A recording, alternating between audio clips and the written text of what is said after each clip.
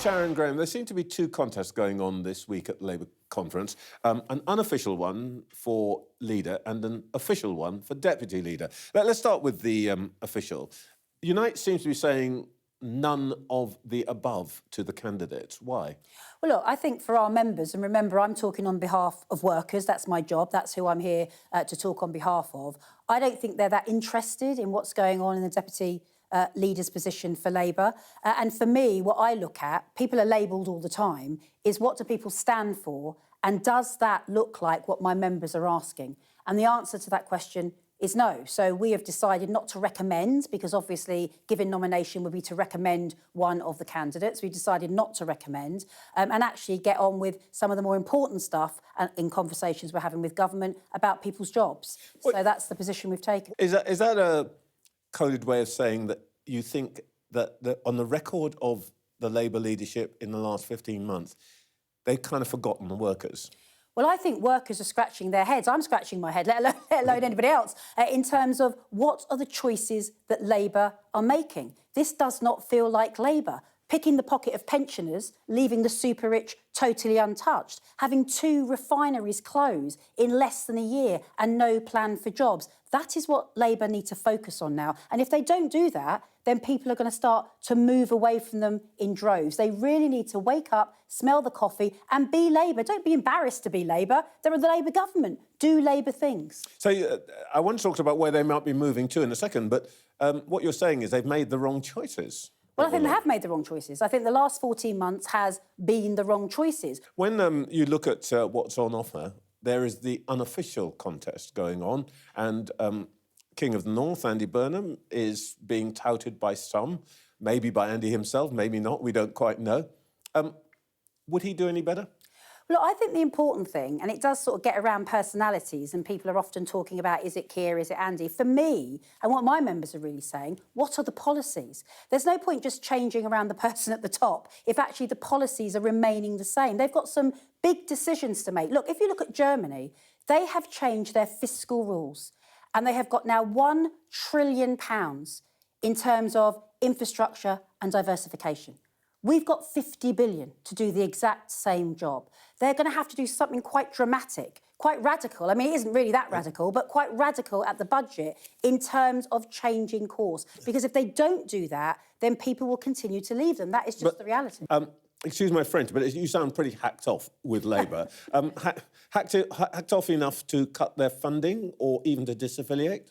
Well, look, I mean, we are affiliated to Labour by rule. And, you know, when I was elected, I said there'd be no more blank cheques for Labour. Our union used to give £7, £8, £9 million. That doesn't happen anymore. But I have to tell you, it's harder and harder to justify. You don't do things, I'm not hot-headed, you don't do things on impulse, you do things for the right reason in the right way. But I can tell you that my members are scratching their heads and they're asking, how does a Labour government allow 2 oil refineries to shut with absolutely no plan? How have we got a net zero plan that has workers at the end of the queue?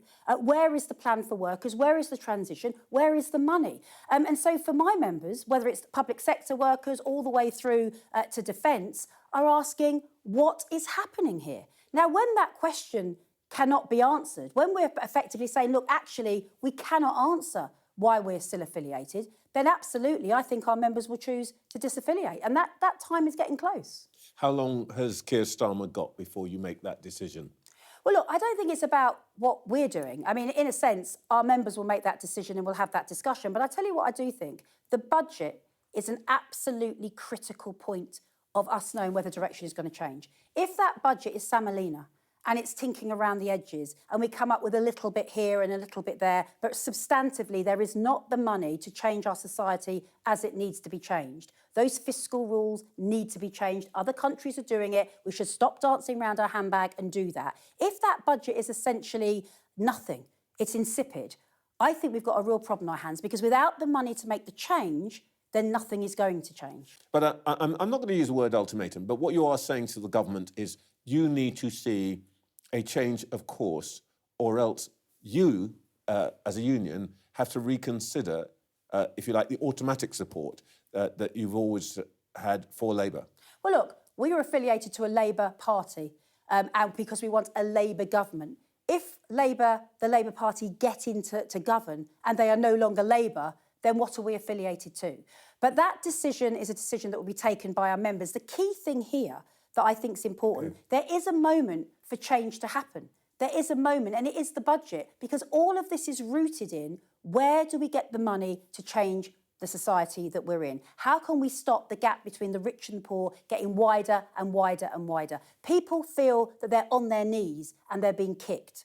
That's how people feel. That is the desperation out there. That's what people feel. And we need to make sure that Labour change course in order to help those people up. That's the job they're supposed to do. I want to come to an industrial issue in a moment, but just before that, there is a political alternative emerging on the scene.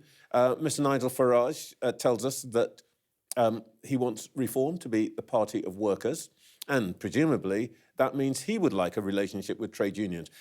If he were to approach you for talks, to open up a discussion, a conversation, would you talk to him? Well, look, what I'd say, look, first of all, if I am a representative of workers, anyone that can make sure that what's happening to workers is in a better lock, I'd talk to the devil himself if it meant that I was going to get a better deal for workers, that I could solve what's going on in Lindsay Oil, that I could solve what's going on in Grangemouth. That is what a good trade union leader does. I don't think Nigel Farage is the answer. And on the measure of does he back workers, so far he's left wanting. He did not vote for the Employment Rights Bill. He did not vote for the changes that were going to have a much more level playing field for workers out there, workers getting fired and rehired, workers on 0 hours contracts. The first measure of do you put your hand up, Nigel, and vote for workers where you can do that, he hasn't. And so therefore he needs to, look, he comes out with some very, very, look, he's a very good communicator. Nigel Farage is a very, very good communicator, but he comes out with some very simple rhetoric for some very complicated problems. So he'll need to put forward what are his plans. I'd like to know, how are you going to make sure that we've got an industry in Britain? What are you going to do about what's happening to the jobs that are going hand over fist? What are the solutions to those problems? Because that is really what he needs to articulate. All right, Ed Miliband's green policies have caused you some discomfort. Mm-hmm. Have you reached an accommodation with him yet? No. Just to be absolutely honest with you, I think that the net zero policy under Labour is an absolute disaster zone because what we have on the one side is that, we're stopping licences in the North Sea. We're doing all sorts of different things in terms of what we are no longer doing. But on the other side, we have not put a spade in the ground or money attached to building the industries that are going to replace these industries. 30,000 oil and gas jobs will be gone by 2030. I am sitting there aghast that I've got Grangemouth, a refinery in Scotland that can make green aviation fuel. We have targets for green aviation fuel in this country. Grangemouth closes and we're importing, just think for that a second, we are importing green aviation fuel. You cannot let go of one rope before you've got hold of another. And we need to make sure we have a proper plan. We don't have a plan. Ed Miliband is the champion of all of this in the Cabinet. We've had a reshuffle recently. Would you have been slightly happier if somebody else were in that job? Well, I think the person that needs to be in that job is somebody that understands really clearly that this must be a workers' transition. It does matter if you import. We have to make things here. That absolutely matters. It sounds like you think Ed Miliband doesn't understand that. Well, I think so far he hasn't understood it. He hasn't understood it so far, because if he did understand it, I wouldn't have 2 refineries closing in less than a year. We've got 6 refineries in Britain, and 2 of them have closed under his watch in less than a year. We are scratching our heads. They just agreed to the 3rd runway in Heathrow. Great, we lobbied for it. You've got Grangemouth that can produce the green aviation fuel that you're going to need. Oh. How can you say that you're going to have the 3rd runway where you need more green aviation fuel and allow the very refinery that can make it to be turned into an import terminal? That makes no sense, and nobody can understand what's going on in relation to that. OK, we've talked a lot about what the government needs to do. There are people in Birmingham right now who are saying, why isn't Sharon Graham allowing her people to take my bins away? Well, look, I'm glad you've raised Birmingham, because, of course, this is, one of those scratch-in-the-head moments that I was talking about earlier. So let's listen to this. Let's remind people where we are. These drivers were driving for over 20 years, bin lorries, and effectively told, when they woke up one morning, you're going to lose £8,000 in your pay packet. That's a quarter of their pay. It is impossible for these workers to take that sort of pay cut. It's impossible. They will lose their homes. They will lose mortgages. They won't be able to pay their rent. Do you want ministers to intervene here? Well, I'm absolutely demanding that ministers intervene. I went into a room with the managing director after months of local talks that didn't go anywhere, and a deal was done literally in 3 days. And that deal, the managing director said it was fine.